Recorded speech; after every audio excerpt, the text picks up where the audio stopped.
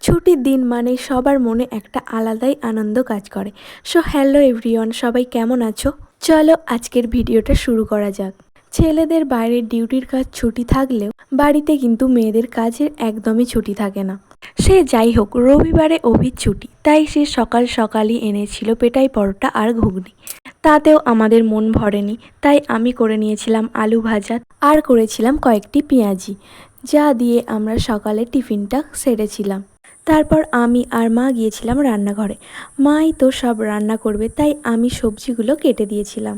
মা রান্না করছিল, তখন আমি স্নান সেরে নিয়েছিলাম। এবার দেখে নাও দুপুরে মা কি কি রান্না করেছিল। প্রথমেই ছিল পটল ভাজা, তারপর ছিল ঢেঁড়সের তরকারি, আর যা গরম পড়েছে তাই মাংসের পাতলা করে ঝোল হয়েছিল, আর শেষে ছিল আম। এবার দেখো মা ভাত বাড়তে শুরু করে দিয়েছে। চলো এবার খাওয়া দাওয়ার পালা। আজকের মতো এখানেই ভিডিওটা শেষ করলাম। দেখা হচ্ছে নেক্সট ভিডিওতে। সবাই ভালো থেকো, সুস্থ থেকো। ওকে, বাই।